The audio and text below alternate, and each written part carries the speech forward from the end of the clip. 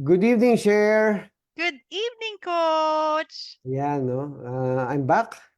Namiss ka namin. Pero wala namang vengeance. I'm back lang. Wala namang back with the Oo. vengeance, iba yun, no? So, Mm-mm. nakakatuwa dito pag binuksan mo ngayon yung Your World Live, no? Meron kaagad nanonood eh. So, Mm. maraming salamat sa ating mga perennial na mga early birds, no?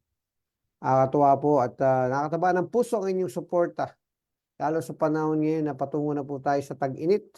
Oo, Kung saan ramdam na parang ang ramdam bilis na. nating mapagod at mahapo dahil sa paglabas mo pa lamang ay sinasampal ka na ng init. Pero maigi naman yan. No? Maigi naman Oo, yan. Kailangan naman natin ng vitamin D. correct. Siyempre, I always remind myself to be thankful, no? Kasi years ago, di ba? Kailan lang? Hindi nga tayo makalabas ng bahay. So, Mm, pag nakita mong napakaraming tao, napakasikip ng trapiko, ay nagpapasalamat ka na rin lang sapagkat wala na ang pandemya. tama. Kamusta Oo. naman dyan sa Kuala Lumpur? Ayun, naghahanda na ang mga negosyo dahil in the next few days, Ramadan na ulit. So, Oo may nga, iba oo na nga. naman yung practice, 'di ba? So, maraming hindi kakain ng umaga pero bonggang-bongga ang buffet after fasting. So, iba Which is yung about what time in the around evening? 7:30 or 8 o'clock. So, malalaman mo Okay. sila mga 8 hanggang madaling araw, punong-puno ang mga kainan. Oo, saka ano eh, no? Parang sila pa lang naka-invento ng intermittent fasting eh. Yun, oo. O, IF na sila nung pa man. No? Bonggang-bonggang IF. Pero coach, pati IF nila matindi, wala ring water. Yun yung Oo nga eh, mahirap. yun yung ano, Sa no? init, 'di ba? Talagang. Mm-mm. Siguro yung anticipation mo, no? Hindi ka makainom, hindi ka ano. Menos kilos lang pagka ganun. Oo. Iyan. Magandang gabi kay ating BFF, ang BFF ng Resto Coach, si Jazz Pestaño Mm-mm. Distrito. At ang kanyang mga, ano, mga player na anak, talagang napakahuhusay. Oo. Parang living to the surname. Ayan. Yes. Living up to the surname, rather. Si Doroteo Mendoza, talagang Pilipinong kanyang pangalan. Doroteo Mendoza, magandang gabi po. Si Annalie Bedis, andirito na rin. Si Amancio Mingita Jr., magandang gabi po. Si Nanet Julian, andirito na rin. Ayan.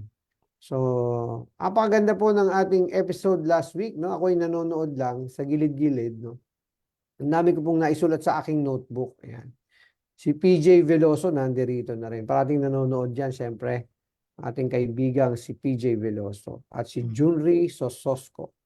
Sige nga, ano ba ang ating top 3 takeaways, no? Napaka-challenging na top 3 takeaways sa dami ng mga takeaways ng Ang episode na galing, yun, eh, ang galing coach. ng discussion. Ako nga, nanonood ako, talagang aliw na aliw ako, nagsusulat ako sa notebook, and ako nagko-comment din ako ron sa ating comment section sapagkat ang daming interested na viewers, mga classmates natin na ang comments nila talagang ano eh, no? It's an exciting episode because ngayong gabi, kaya na-inspire din yung ating episode ngayong gabi. This one of the top challenges talaga yung marketing, eh, no? Yung pag-create ng benta, revenue generation ngayong Mm-mm. 2024. Totoo. So Tsaka ramdam magandang na ramdam segue mo yung yung guest, last 'di week. ba?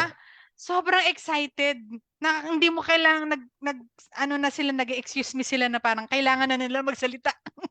Ang galing, magaling. Siyempre, of course, si Chris Guillermo representing yung heavy on restaurant marketing, no? And of course, yung malawak na experience sa marketing represented naman by Miss Wina Pineda. Wina. Ayan. Ang Yes. galing eh. Oo. Tapos nandiyan ka pa. Bay talagang all-star weekend, no? All-star cast, no? Parang NBA all-star, ika nga. Ayun.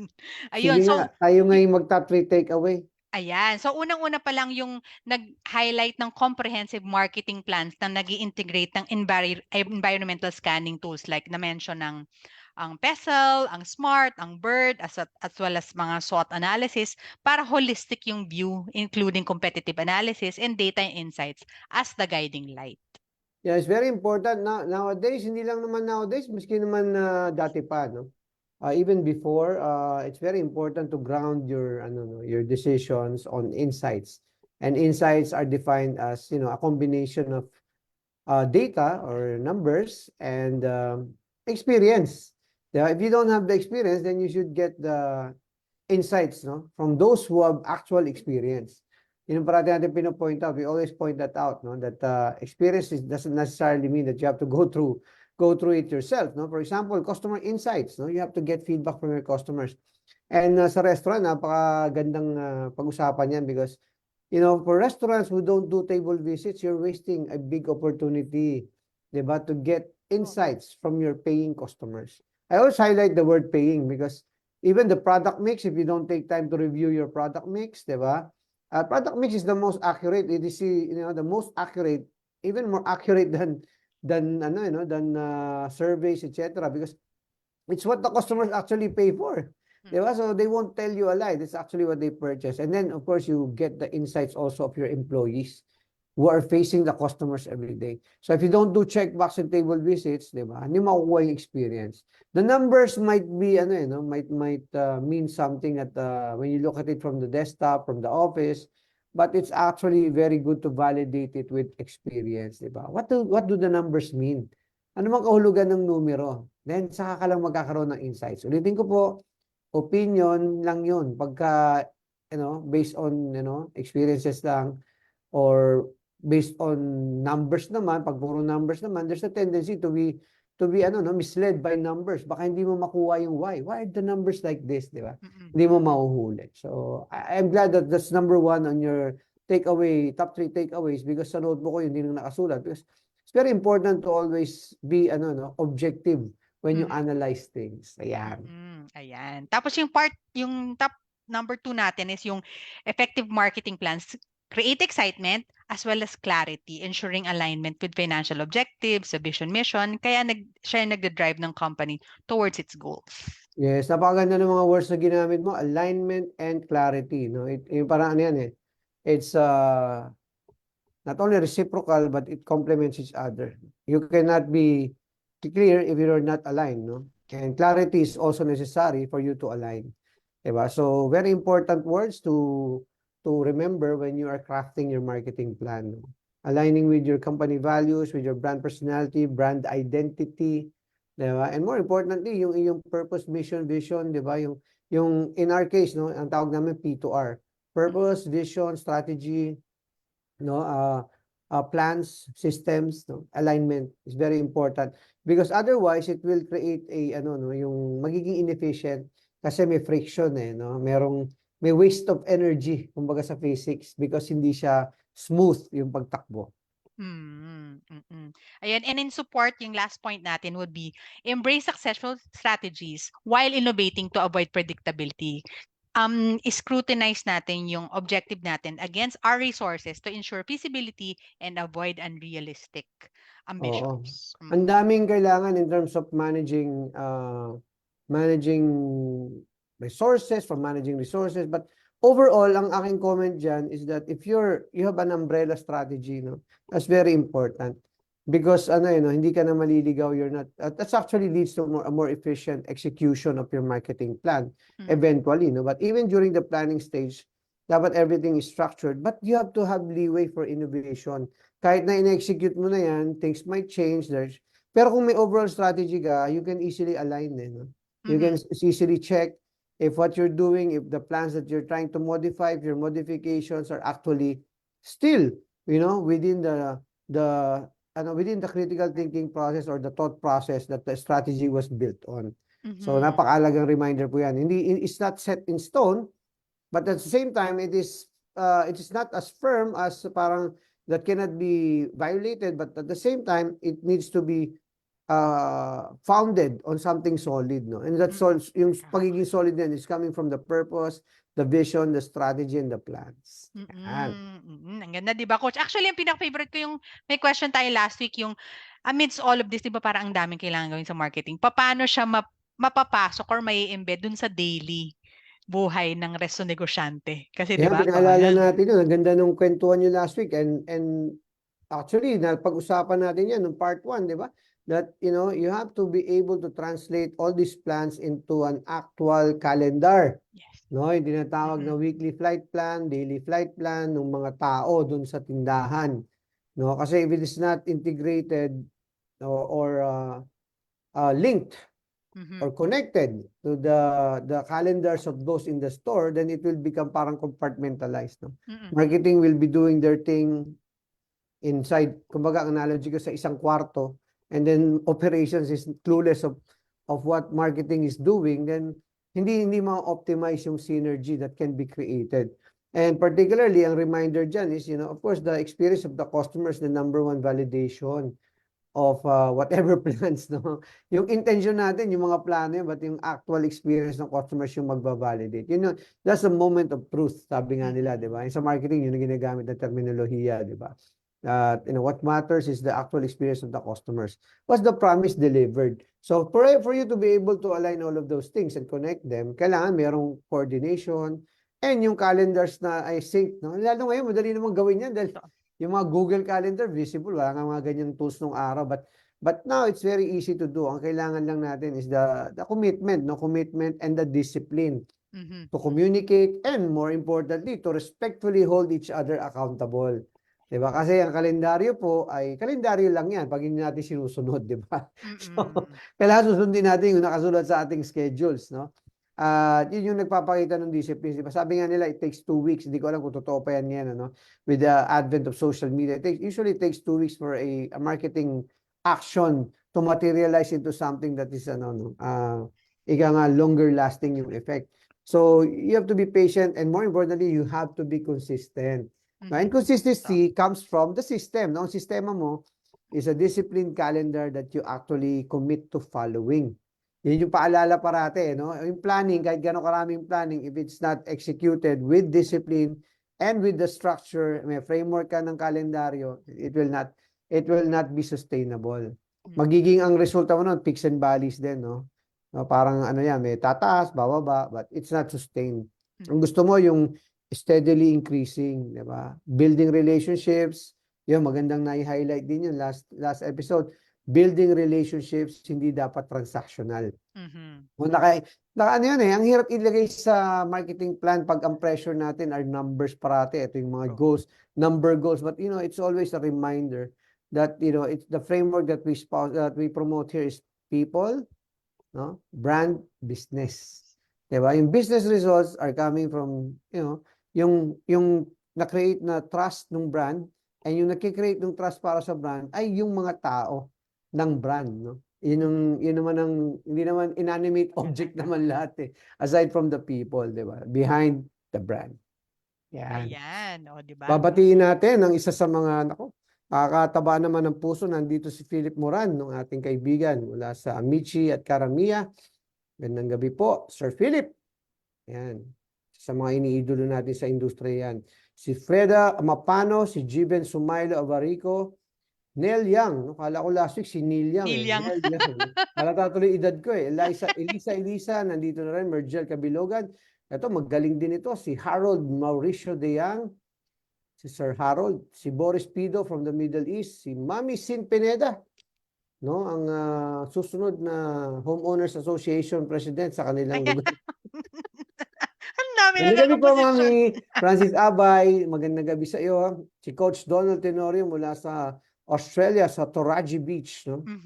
Sa Australia, si Carlos Torrejas, magandang gabi.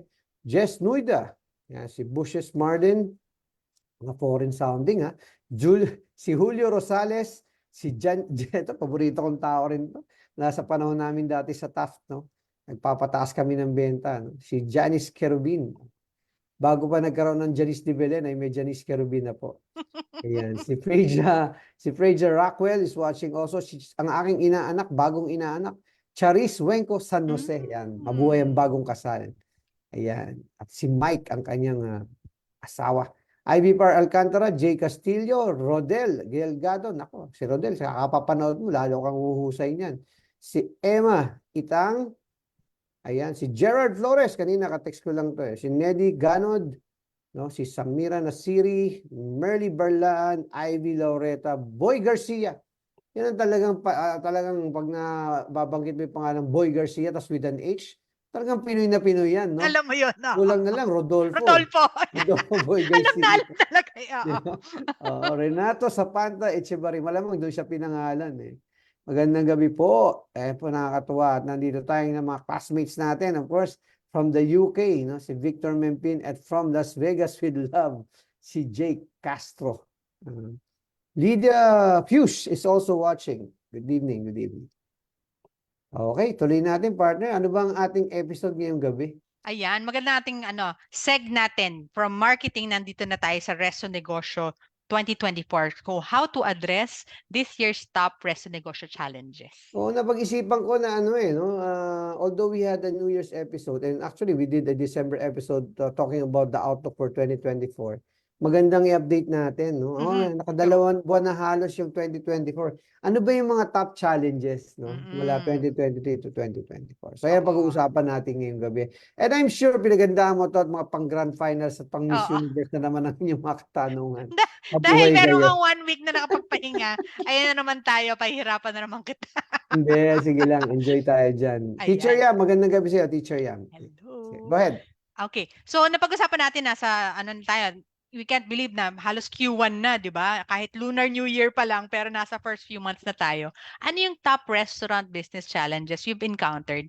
And ano yung difference niya from previous years? Well, ang 2024, parang hopeful ka, di ba? Kasi 2023 was, as I've mentioned, very tough in terms of yung transitioning from the pandemic to the post-pandemic. Parang semi-post-pandemic kasi may mga residue pa nung no? May mga aftershock pa nung inflation, no? Yung impact ng supply chain, no? And yung alam mo, naalala mo yung word na ginagamit natin parati nung pandemya, di ba? Yung we're hoping for the new New normal, normal. Ayan. no? Oo. Yung normal kasi no? Parang hindi mahirap i-define, Very no? subjective. And of course, maraming positive na balita. Maraming positive na balita. You see restaurants opening left and right, di ba? But of course, nabanggit na rin natin, nag-normalize na rin yung mga charges, no? Tumaas din yung mga presyo ng bilihin. So, ang gagawin nating approach ngayong gabi, share, para mas maging organized yung ating balitaktakan, ng ating diskurso, yan ang paborito kong word, diskurso, no? Susundan natin yung format nung alam ko yung mga taga-restaurant, alam nyo to, yung katagang PNL. Ayan. Susundan natin yung format ng PNL. So, sisimulan natin sa top line. Ang una nating i-discuss na challenge is yung paano ba mag-create ng benta ngayong 2024? No, ang ganda nung binabanggit mo kanina, no? Kasi with the advent of TikTok, no, TikTok napaka-powerful na influencer talaga ngayon ng TikTok no? And social media in general, no? Yung competition na kung dati hyper competition, hindi ko alam kung itatawag yung sa competition. Uber competition, di ba? Hindi ko alam kung ano yung mas mataas pa sa hyper competition, pero sobrang yung competition is talagang yung pressure sa mga restaurant negosyante ngayon na to create sales, to increase sales is, it's very high, no? Very high. Not to mention, of course, the expectations yung nakikreate ng social media and also the actual competition inside the mall, outside of the mall, no? Plus the dynamics of the changing lifestyle of people, di ba? Yung segments ngayon, dati ang daling hulihin ng mga panahon natin, share, no? Lunch, dinner. Ngayon, sobrang dami ng 24 hours, di ba? Ang daming late diners, late night diners, di ba? So, it takes a special, special type of discipline, yung binabanggit natin kanina, to analyze, no? And to understand yung number one, yung brand mo, no? Kasi yun yung napagkwentuhan yun yung na-pick up ko sa discussions yung last week and the week previous is you have to really understand your brand, no? And where to position it. Otherwise, you will just hindi pwede trial and error ngayon Ang costly, mahal di ba? nun. Akala mo it's easy to do trial and error, easier to do trial and error now with social media, mali, no? Kasi rin baliktad rin nung nangyayari, no? But we'll go to that a bit further later. But ang importante lang siguro yung unang challenge na sasabihin natin is yung pag-create ng benta. And how, mamaya, hindi pa naman sinasabi kung paano i-address So, yun yung unang challenge. And then number 2, sundan natin yung format ng PNL, di ba? Well, within sales pala, madagdag ko lang. Ang hirap din hulihin ng transitioning ng delivery segment dito sa Pilipinas. And globally, I think may mga bansa rin na nakaka-experience niyan. Kasi hindi na rin ganun kadaling mag-create ng benta sa delivery. You really have to be creative. Kasi kung ang competition sa brick and mortar, madami, times 3 mo sa delivery kasi you don't even have to put up an actual store, no? Hanggang ngayon, ganun pa rin, no? And, the clutter and how do you stand out from the clutter, mamaya pag-uusapan natin yung solusyon. I-enumerate muna natin yung issues, no? And from the marketing standpoint, I'm sure you can validate is how to be heard, and how you can deliver a message that can be, heard and listened to with all the attention grabbing that's happening. Now, when you talk about food cost, no, magandang balita na medyo nag-stabilize yung presyo ng karne, no, but hindi pa rin siya ganoon ka-stable, no. Mas stable siya compared to 2023. Kasi noong 2023 talagang naramdaman mo yung impact ng supply chain na post-pandemic, no, na biglang tumaas yung demand, no. Seller's market talaga siya, no? Talagang yung may mga well, in some cases talaga namang nagkaroon ng shortage, no? And even yung mga lata, no, yung mga not even the food itself but the materials, no, yung shipping, it continues to be a problem. So it will continue on this 2023, pero maganda naman diyan is that at least mas ready ka na. Yung mindset mo is you're not hinging your strategy on hope, but rather you're really trying to find creative ways, no? And mamaya pag-usapan natin yung solusyon. Pero number 2 would be yung food cost, no? Hindi pa natin makikita yung significant decrease ng food cost and related to number 1, because you have to increase your prices, yung number 1 mas mahirap gawin dahil yung pag-increase ng benta because you adjusted your prices, no? And it takes time for the market to cope with it and hindi mo rin hinuhuli mo rin. Ano naging behavior, ano naging reaction sa iyo ng market nung nagtaas ka ng presyo. So food cost is number 2. And then number 3, ito, no? Gone are the days that you can say that labor is pretty much reasonable here in the Philippines. No, labor and productivity. Dudugtong ko yung productivity kasi yun yung mas gusto kong itawag dun sa no? Hindi siya labor cost lang but it's more of productivity as well. So manpower in general, from the difficulty of recruiting, the difficulty of training, no, the challenges in terms of and I think it's felt, no. I'm not siguro casting an opinion here but more of validated ko rin as a customer and as a practitioner in the industry. Bumaba talaga yung antas ng ng expertise sa industriya, yung service, hospitality, quality management, no, because yung tao nag-iba no, yung passion and commitment of and the quality of people that we get in the industry, and a lot of the factors here is yung mga options ng ibang trabaho that are relatively easier than working in a restaurant, no. Yun na lang parati natin pinagkikwentuhan, di ba, na in restaurant, if you work in a restaurant, di mo pwedeng hawakan yung phone mo, di ba? No, nakatayo ka, di ba? Papasok ka ng weekends, papasok ka ng holidays, and with even online businesses and other options, maraming influencers, bloggers, no, maraming gig economy job options, no. So yan ang challenge ng industriya. Kaakibat niyan, syempre kaya ako binanggit yung productivity, yung level ng training na nakukuha ng mga tao sa industriya. Kasi di ba dati, people are, both sides, the people they get in the industry, they're patient enough to be trained, no. Yes. Ngayon parang pag nahirapan, maraming May iba pang options. option. Dati pwede ka pang merong 6 months training, no? May mga ganun, no? Ngayon hindi na tsatsagain yun ng mga ng mga tao. So it's pretty much very challenging in terms of training. And again, the commitment level and values required, no, mahirap na silang hanapin. No? Hindi katulad dati, they walk in and they're committed, no. So I'm not saying this in a way that's parang demeaning to the new generation. It's the nature of their new generation. And that's reality. No? And we're not saying we're better than them. Walang ganun, no? I'm just saying what's happening. And another factor aside from productivity, no, and labor na pag-uusapan natin gabi as a major challenge, of course, yung medyo unusually, no, nakikilala na ang Pilipinas doon sa pagiging mataas na rin yung mataas yung ating utilities cost. Yan, no. Yung power, no, isa tayo sa pinakamataas, actually tayo pinakamataas yata na power cost sa Asia, no. Totoo. And then hindi natin mako-cover lahat, syempre renta. Yan. Bumalik na sa normal, marami na naman demand sa spaces, so mataas ang renta. So, and as I've always said, I think we need to continue our collaboration with the landlords to come up with something more sustainable for the resto negosyantes. Mm. Yan. Yan yung Ayan. mga mahabang sagot ko sa maikling katanungan mo.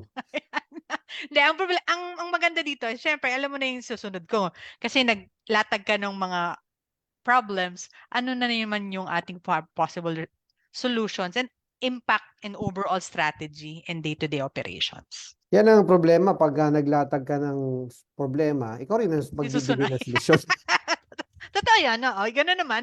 Okay yun. Eh, yun naman ang ano naman, tayo na may nag-enjoy dyan sa ganyang dynamics nating dalawa, di ba? Na 3 taong mahigit na tayo rito. Ang I isipin know. mo, 165 episodes na tayo, ha? Tinan mo, ha? Diba? Dati Oo. ayaw mo pa. Ngayon, Hiya-hiya pa dati. ngayon nakakarami ka na, ha? Ngayon nakakarami ka na. So, sige. Sasagutin natin isa-isa. Tama ba? Yung ba yung nais Yes. mo? Oo. Yung ba yung nais mong Nice. mangyari? Oh, sige. Oo. Ihanda ko lang ang aking ano, ha? Ang aking vocal cords. So, unahin natin yung, and please interject kung may gusto ka idagdag kasi I'm not mas ano ka rin, marami kang subject matter expertise pagdating dito, lalo dun sa unang points. Hyper competition, pag-create ng benta. Well, sa akin, ang I go old school, no? Recognizing that it's ano no, you veer away from maraming temptation to ano no, to do promotions, di ba? Yan ang pang-capture ng attention. Pero you have to be mindful kasi nga sabi ko, nabanggit ko mataas din yung food cost eh. So, Ano dapat kakita? babalansin mo no yung ako old school ako eh, relationship building pa rin talaga. And you anchor your ano no. As Chris mentioned several times during the last 2 episodes, ang approach ko kasi is values to value eh. 'Di ba? Let your values no, kung talagang natural sa iyo yung nagma-manifest sa brand mo yung dapat yung values mo. 'Di ba? If you're for example, genuinely hospitable, dapat nagma-manifest sa brand mo. Kasi at the end of the day, and now pronounced to masyado, no? Masyado tong pronounced ngayon after the pandemic. People are really more sentimental and more emotional and they long for connection, 'di ba? So that's an opportunity that you can tap on. Ano lang, kailangan maging sincero tayo, authentic, genuine, hindi yung ano no, pakitan tao lang. So mahirap sumabay, mahirap makipagsabayan sa promo. Kasi minsan pag nakipagsabayan ka and you know this share, no? Ang mahanap mo yung mga promo hunters talaga. Di ba? Yung mga lumilipat-lipat ng brand, walang brand loyalty. So ako, I always promote pa rin yung pag-create ng mga genuine relationships with people, no? Be emotionally connected, from translate your values into tangible value. Kasi ang customers naman, pag talagang merong value na nakukuha sa brand mo, babalik naman Babalik at yan babalik. talaga eh. Di ba? What can you say about that, Share? Totoo yun, coach, kasi especially now, yung mga advent ng na-mention ni Wine din eh, di ba? Yung alam mo kung sino yung pupunta pag 11-11, pag 12-12, di ba? Bon-bon yun. Oo. Tapos alam mo na talaga yung ano, day in, day out. Mas malalim yun eh. Mas mahirap siya kunin sa umpisa, pero pag nakuha mo yung acquisition cost na yun, tapos yung loyalty niya, mas maganda yung hindi na, yun nga, hindi na siya transactional. May No, lifetime value na siya. yeah, totoo yun eh. Lifetime value. I agree, no? Mm. Nauna, talagang great minds think alike eh. May nag-compute na niyan eh, no? That a loyal customer is yung worth niya. Diba? So, I mean, you know, wag kang mag-knee jerk. No? Wag kang mag-knee jerk. No? Know what your brand is. No? Build trust. You know, be patient. Wag madaliin. No? Of course, the temptation is to ang dami niya binubuksan ng mga iba. Sasabay ako, di ba? Or ang dami nilang promo pag di ako nag-promo. No? I mean, kanya-kanyang strategy yan. No? And bago ako mapunta sa malalim na strategy, ang daming nanonood. So, kailangan batiin natin si Pantaleon Alcacid Jr. Ang daming mga panglinggo ng wika ang Oh, pangalan di na yan, ba? ha? Ligaya Hinon, nakita mo, ha? Mga Oh. panglinggo ng wika yan. Si Edna Ribancos Rodriguez Banania. Oh, haba, Ang taray, Edna oh. Banania. Magandang gabi po. No? Si paring Edwin Agustin na nag-guest na dati sa atin dito yan, no? Si paring Edwin Agustin is watching. Si brother Martin Peñaflor na maraming beses nang nag-guest sa atin, di ba? Speaking of insights, di ba? Martin Peñaflor po yan. Si Lorna Quintua, magandang gabi po. Si Mauricia Patangan, magandang gabi po. Si Vino Hernandez, good evening. Julie Macalino, magandang gabi. Ang aking pinsan na si April Joy, ng napakagaling na artist na ito. Mhm. Si Ling Ling, magandang gabi sa'yo. Buti pa siya, simple lang, Ling Ling, di ba? Sabi ni Voltaire, naku, nasa Middle East to. Sabi niya, dito coach sa work ko ngayon, focus din talaga sa productivity in terms of labor cost. Pagdating ng PNL, doon makita na mababa labor cost percentage. More on training talaga para mas gumanda ang productivity ng team member. Totoo yun. Kaya parating yung binabanggit, don't focus on the labor cost, focus on productivity. And madaling i-address yung labor cost. Yung binabayaran mo ba na 1 man hour is talagang nagpa-function pang 1 man hour o 0.75 lang, 0.5 lang, di ba? The onus is on the management, di ba? On the leadership na maging productive yung mga tao. Kung i-rewind mo, recruitment related pa rin yan, di ba? Si Benedict Baido is also here and Eman Bermejo is also here. Virgilio Diode, Roberto Camia, ayan. Nakatuwa kasi ang daming OFW. Si Master Eugene Jacobe, nandito rin, no? Naging guest din natin yan. Legend ng kusina. Mariano Obilio Jr., si Eden De La Vega, parang every Tuesday talaga, narito si Eden. Si Mark Anglo, si Menchi Rivera, si paring Bernard Hauhoko. At mga taga Laguna, magandang gabi sa inyo, mga taga San Pablo. Nasa ano na yata si Bernard niya, Santo Tomas eh. Willie Calangi, Suzette Ballesteros, kasama ko sa Outback Steakhouse yan. At syempre from Las Vegas with Love, bumabating muli si Jake and Tina Castro. Si Madeline Guardino, hindi pa naging-guest to eh, mahilap. No? Hindi pa naging-guest ulit no? Sa Zark's Burger, Madeline Guardino. Si Jeff Chavez, magandang gabi sa'yo, brother. Marvin Sigito, mga ano yan, team leaders ng Buffalo Swings and Things. Congratulations nga pala sa Team BWT Sukat, SM City Sukat. Opening nung nakaraan. Si Marvin Sigito ay talagang nagtumutulong doon bilang trainer. Si Norly Carlos, andito na rin. Ayan. At si Marinor de Guzman from day one. Junie Nara at lahat ng mga taga-University Hotel. Si Kenneth Fernando. Sinigang Seller. Ayan, okay. May mga resto negosyong narito. Magandang gabi po sa team Sinigang Seller. Charlie Monino. Charlie Uzame. Si Raquel Serrano. Si paring Joven Gose. Ayan. Kinikilig si Mare. Ano? Si Mary Rose Florida is watching. Si Joe Davillo. Ayan, ang dami po. No? Natuwa ako na nakita ko ulit yung pangalan ni Rodolfo Boy Garcia. Sige, sa pagpapatuloy, nasa na tayo? Nasa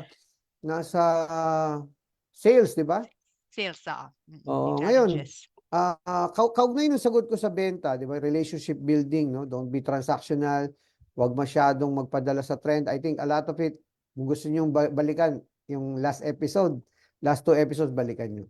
Ngayon, yung kaugnay ng sagot ko sa number 1 challenge no, about sales is yung sagot ko sa number 2, food cost. Ganon din ang sagot ko, no?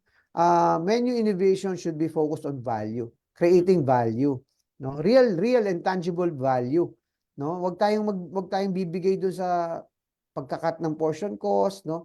Cost cutting yung focus natin. Well, cost cutting okay yan kung done the proper way, no? Like I'll give you an example, no? Better sourcing, better negotiation. Pero kung ang magsasuffer yung customer, mag-isip muna tayo ng no? Mag-isip muna tayo ng 2, 3 hanggang 17 beses because ultimately may ano yan, no? Magre-react yung customer, no? It's not a safe assumption to think na what matters to the customers is just price, di ba? Ang equation nga natin diyan, V is equal to Q over P. Where yung value is equal to quality over price.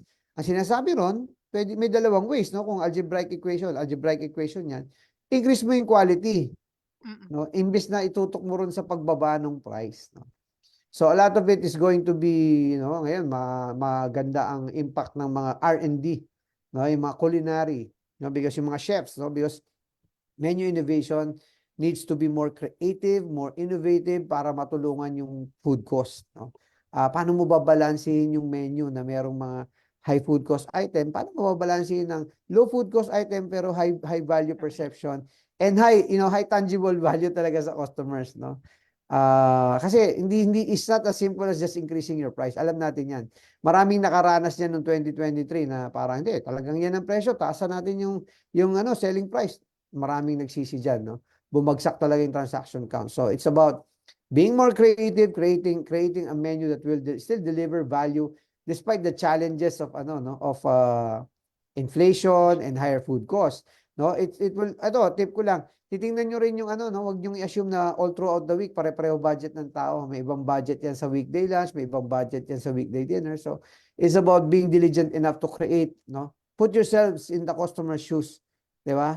Oh. Kung ikaw yung customer, anong budget mo pag lunch ng Monday? Ano yung magko-compel sa'yo para pumunta dun sa restaurant mo on a Monday lunch, di ba? Then, yung creation, di ba? Yung creation ng bagong menu na yon.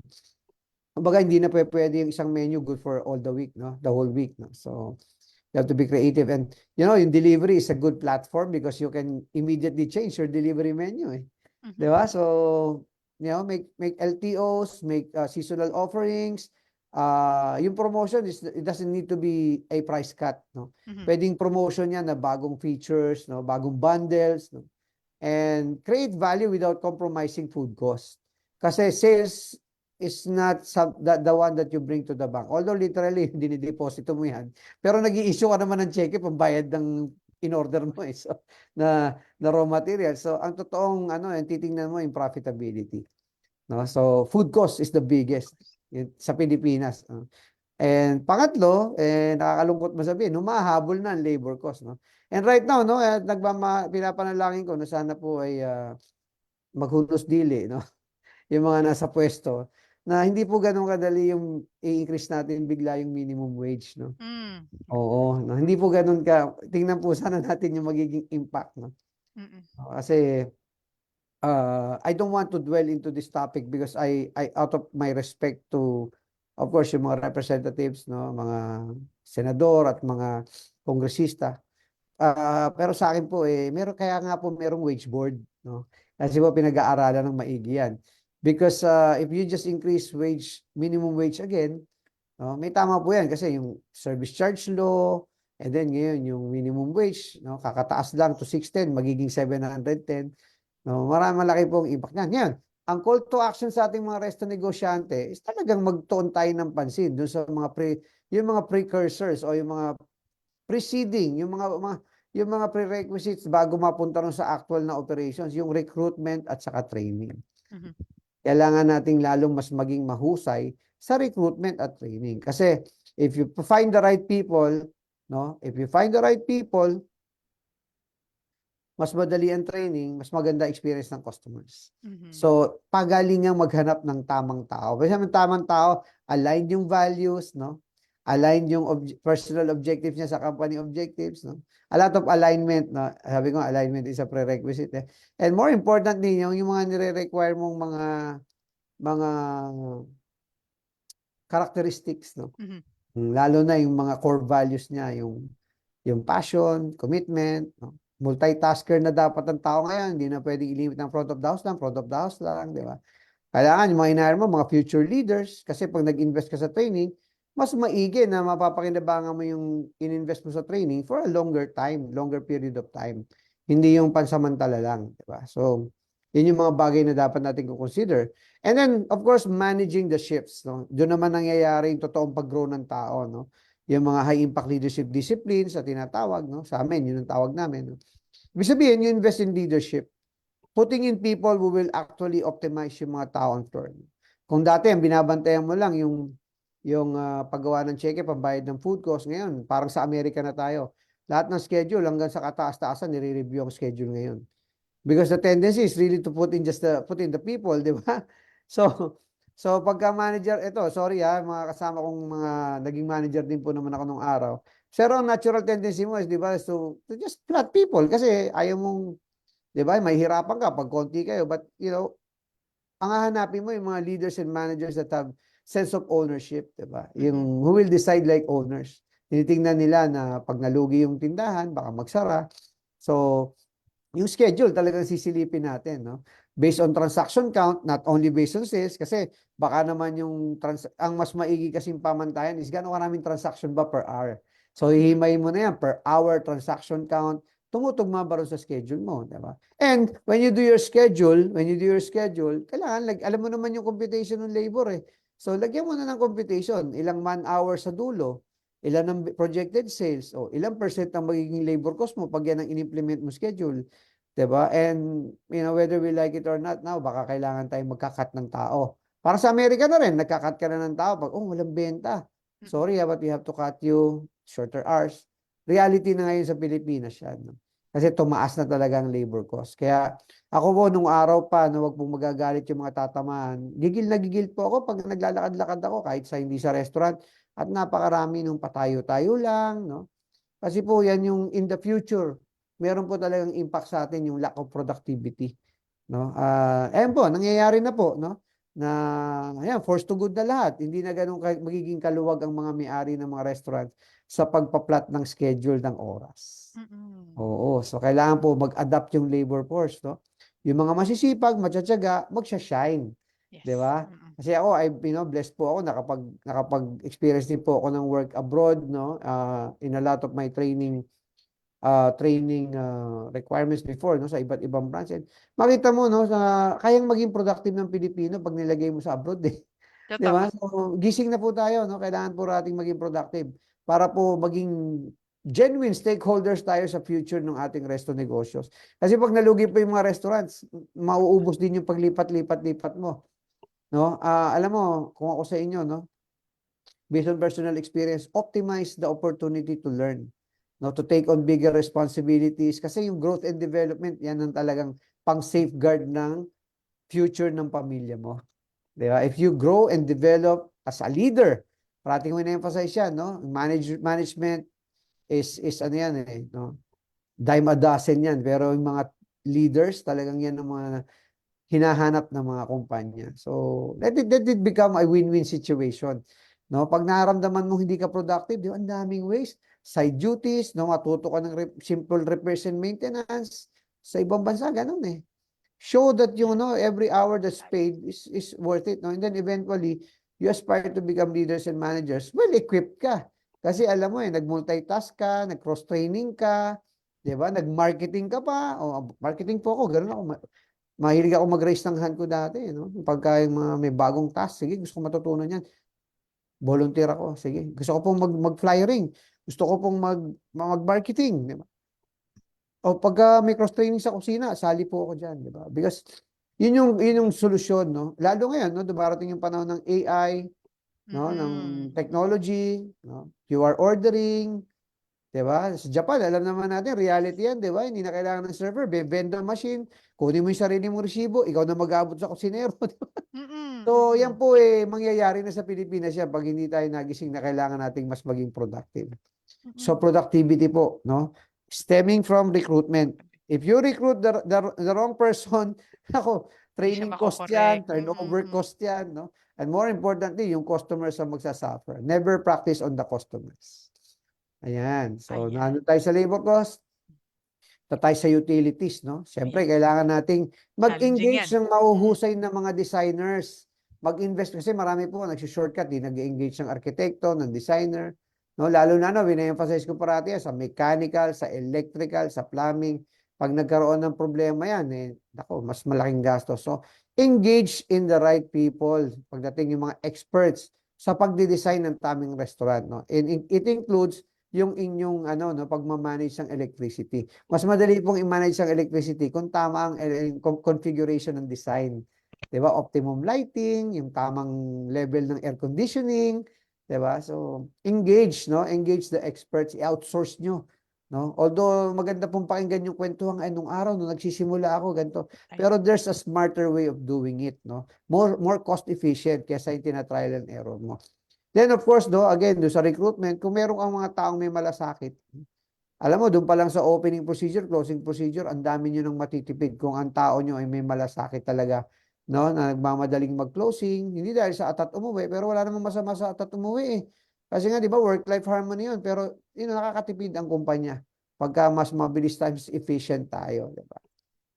Hey, so yung mga gaskets, nako, napunta ka na sa sobrang technical share, no? Paborito kong tinitingnan yan sa titindahan. Pag sira ang gasket ng mga chillers mo, naku, ang lakas ng kuryente mo niyan kasi sumisingaw yung lamig.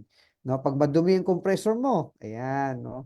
So, yan ang mga maliliit na TLC, o tender loving care, na tinatawag na kailangan sa empleyado upang yung inyong tindahan ay ano po, no, ay hindi po tumaas ang utilities cost. No, malilinis na vents, 'di ba? Yan, repairs and maintenance, sama na natin, hindi natin nabanggit kanina, pero repairs and maintenance. Every day, kailangan lang po tayo may disiplina, yung pag-ano ng mahigit na tubig sa mga drain, di ba? Para hindi pa mahaya ng sebo. Yung pag-make sure na kung may mga nagsa-shortcut, tinatanggal yung mga cover ng drain para mabilis naman yung tubig. Naku, pag may nalaglag pong isang kalamansi doon, no, isang piraso Barang-bara po, no, ang mahal po magpatanggal ng ano, no, ng bara. So, before we get into the too much detail, ang importante lang po, babalik tayo ron sa ano, setting up things right, no, the first time. Ayan. And then minsan lastly, kasi ba go nate-tempt, ahead. 'di ba, yung mga tao na parang Shortcut. kasi mahal siya sa umpisa. Pero may rason din naman bakit meron siyang initial investment on it eh. Sabi nga ni PJ Veloso dito, preventive, no? And preventive, uurong mo pa ng isang preventive maintenance, uurong mo pa ng isang step. Design phase pa lang, sa design pa lang tama na. 'Di ba? Oh. And engage the experts. Maraming ngayong arkitekto mahusay sa mga efficient designs, no? Not only for power, even yung mga, 'di ba, yung mga green designs ngayon, 'di ba, that conserves, no, the earth. Sabi nga. So, very important, no? Very important. And lastly, ito, no, nakalagay na nga po si Coach Romel, ang tigas ng ulo, nilagay na nga po sa non-controllable expense yung renta. Ano pong magagawa natin diyan?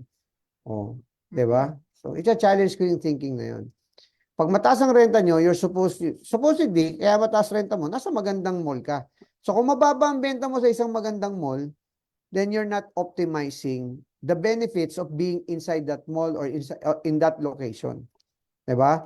Ngayon, ibang usapin kung business development aspect yan, hindi na negotiate ng tama. But let's assume, no? So, local store marketing, no, optimizing the trading area, no, exploring other revenue generating streams, no, bulk orders, catering. Importante yun eh, no, is to know your trading area and to optimize it. Kasi nandiyan ka na eh, wala ka namang magagawa. Naalang namang i-report mo na mataas po kasing renta ng tindahan. So, well, on a larger scale, no, or sorry, not larger scale, on a more macro view, no, you can also give feedback. Kailangan and engage mo. Like for example, sa mall, no, optimize mo yung tulong ng mga na resources ng mall, di ba? Yung kanilang social media page, di ba? Yung kanilang marketing people, di ba? Alamin mo yung mga events that are upcoming, no? And create programs that will help you.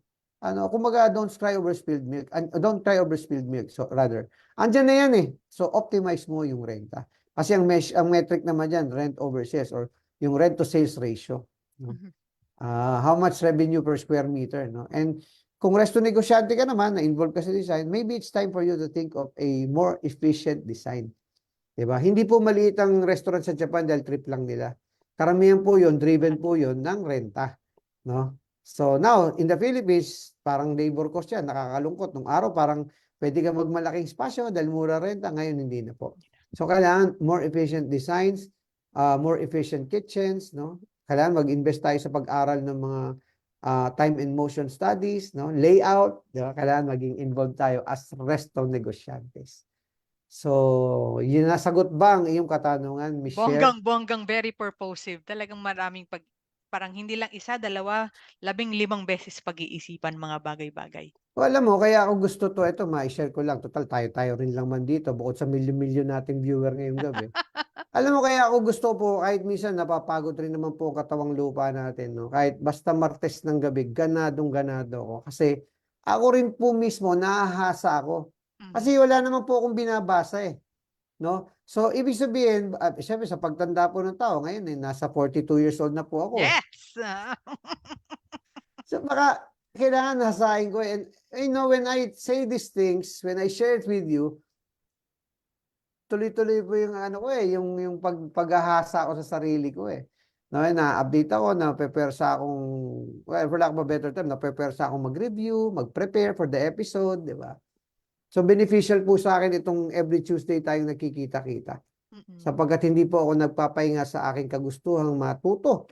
At para sa mga foreigners, no, I never stop my yearning to learn.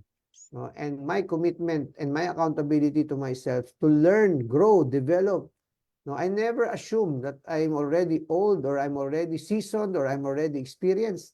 Every Tuesday is an opportunity for me to validate, no, to share. Sabi nga natin, di ba? To coach and share. Mm. Ayan. Ako, manghihingi pa ulit ako ng mga panibagong mga tips. Ang next question natin, or on your sample strategies naman on overcoming supply chain disruptions and shortages.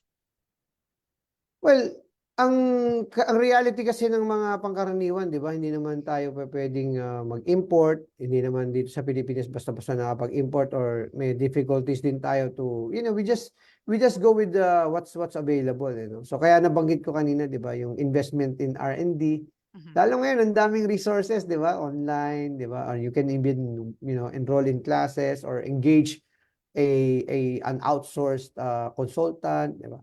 Be creative, no? Napakarami naman pong ibang pwedeng raw materials kung talagang mataas yung presyo ng iba. Or again, you can balance your menu. Section mo, yung menu mo, ito premium items. Meron kang section na entry level, 'di ba? So may options yung customers, 'di ba? But pag medyo ano sila, payday, they can enjoy your premium items. Pag mga petsa de peligro, weekdays, 'di ba? They can. So I think it's about menu engineering, a lot of it, and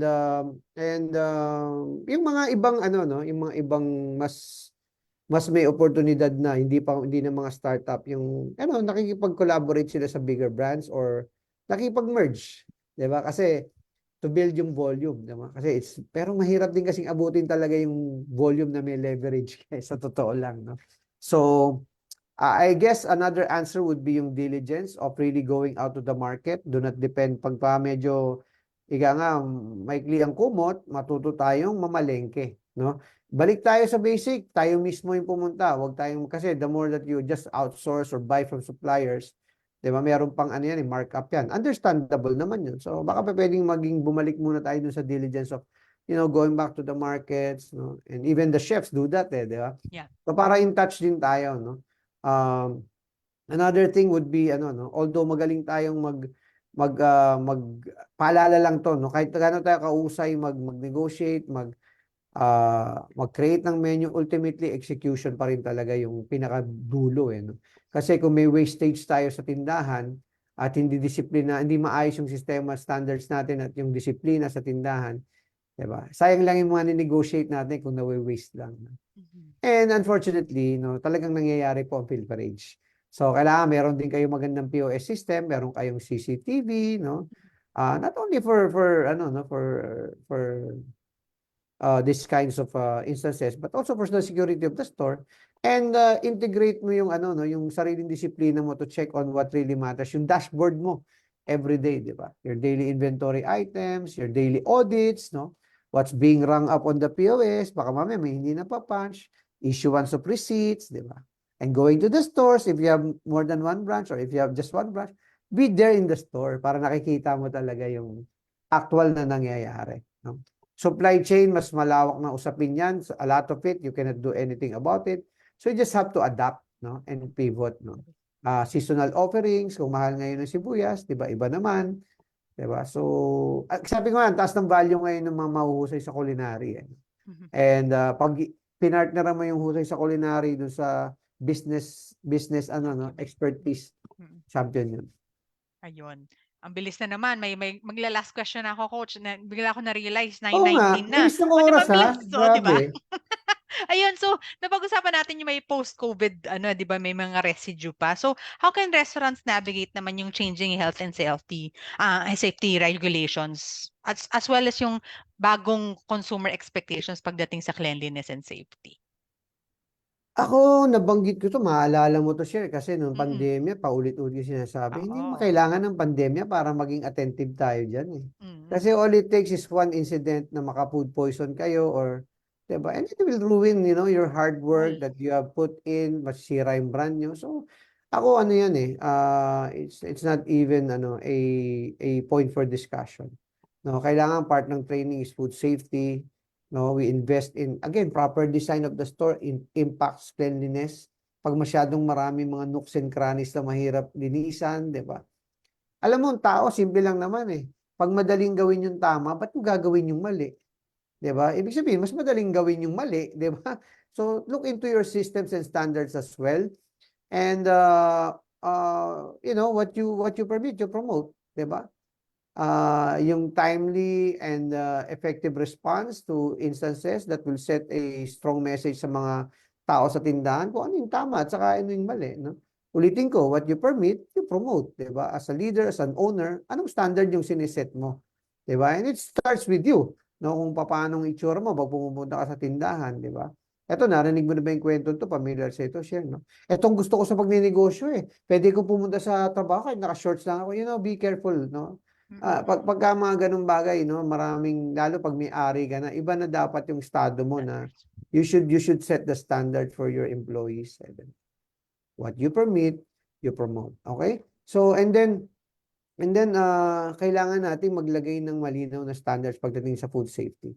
Yan yung mga zero tolerance, no, pagka yung mga pest control, no, yung ating, yung pagmamanage ng used oil, 'di ba? Kasi nakaka-contribute yan sa pag-aya ng mga pest, lalo yung used oil, malakas ang pang-amoy ng daga eh. Alam niyo ba yung daga, no? Ito, sa mga hindi pa nakakaalam, no? Kung gaano ka-powerful ang ngipin ng daga.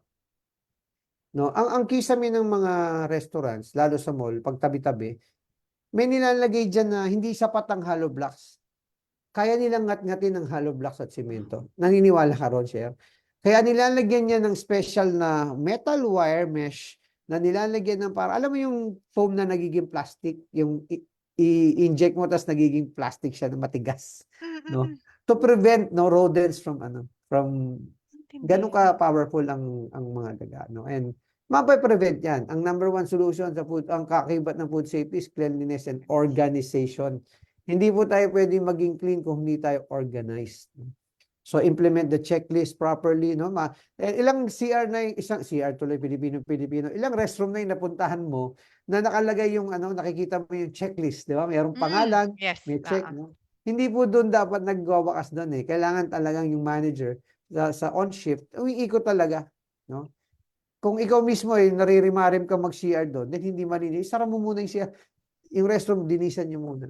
Maraming customer, ang pananaw nila, kung madumi yung restroom, madumi yung kusina. Diba? Totoo naman. So, well, lastly, no, bago pa man kayo, di ba, ang pamantayan na iba, pag hindi walang nag-check, okay lang yan, no? Imagine, deputize yourself as a sanitation officer. Pag mo nang hintayin, bisitahin ka ng munisipyo, i-audit ka ng home office, o kung ano man yung nag-audit sa inyo, no? Initiate the discipline because think of it this way, no? Kaya mo bang pakainin yung pamilya mo sa restaurant mo? Ayan, yun lang. Ganun lang kasimple. Ayan. And with that, diba? With that na ba? Ang bilis. Batiin muna natin si Marcy Oo. Marcelo. Magandang gabi rin sa'yo. Ayan, si Danny Ipagire. Ayan, si Elisel Alegre. Ang ganda ng mga pangalan ng tao ngayon. Oo, Marciano parang may artista Putian. pati. Ayan, si Frederick Gonzalez, si paring Edwin Uy mula sa malamig na lugar ng New Jersey. Si Gary Carandang, si Richmond de la Cruz, si Joselito Talundong. Ayan. Purita Marquez, parang mga artista talaga yung ating tagapanood ngayon. Mga kaklase, no? Mario Tabiosa, J.R. Lapining, si Paul Palacios, Ronilo Esmaquil, yan, si Sharon Librando, nabanggit na natin kanina yan, si Vicky Engito, ayan. Si Chef Jordan Bernardo, si Michael Las, ayan. Si Bernie Palitok, si Clark Cruz, si Clark Cruz. Meron akong gustong batiin. Si Sherwin, ayan, ating kaibigan mula sa Ireland. Sherwin Julius De Leon sa Langsang, I agree in hiring professional for efficient design. The design process pa lang, you could study work and traffic flow. Tama yan. No? Si Nestor Cadiz, ito, accountant to, nandito rin siya. Si Rina Turla at si Jairus Dua. Nakakatuwa po, ang daming nanonood. Na-miss nyo talaga yung nami-miss nyo sa loob ng isang linggong di tayo nagkikita-kita. You look forward to Tuesdays. And we appreciate that. Sige, ang ating resto quote po sa gabing ito. Ang bilis ng oras ha, sobra. Ang bilis nga ako, chika ako parang ready pa ako. Meron pa ako, alam mo naman, mahaba pa ng mga listahan ko eh. Kaso parang all night tayo pag... Yan. Ang ating pong challenges ang napag-uusapan, di ba? Buhayin natin si kasamang Kobe Bryant. Diba? Sabi niya, everything negative, pressure, challenges is all an opportunity for me to rise. Totoo po yan. Rising means you rise from the challenges, no, you learn from the opportunities, you take it positively, no, and no, hindi mo siya pinapalipas lang, ino-optimize mo yung mga pressures and challenges para, sabi ko kanina, di ba, ang paboritong term ko, nahahasa ka eh. Nahahasa ka, tumatalim ka. No, sapagkat yung grinding, di ba, yung paghahasa, ano yun eh. Seemingly, parang it's a difficult process, but in the end, you will become sharper. Diba? Si Kobe, Black Mamba, Bryant. Yan. So, magpaalam na po tayo. Michelle? Ayan. Stay hydrated everyone. May init ng panahon. Make sure para Opo, hindi kayo yun. magkasakit. Mm-mm. Yung nalilibang tayo, no? Hindi tayo uminom ng tubig, tapos ihi tayo ng ihi. Yung pala, Mm. nadidehydrate na tayo. Magko-collapse na lang tayo niyan. Okay? So, magandang paalala mula sa ating magandang binibini mula sa Kuala Lumpur. Maraming salamat at na-miss kita last episode. Pero Pa rin, nakikinig ako sa coach. inyo. Maraming salamat kay Chris at kay Miss Wina for covering last week. Ang ganda eh. Parang tamang wala ako last week. Parang makakagulo lang ako doon. Kayo yung mga marketing expert. No? So, ulitin po, patuloy po tayong mag-coach and share. God bless!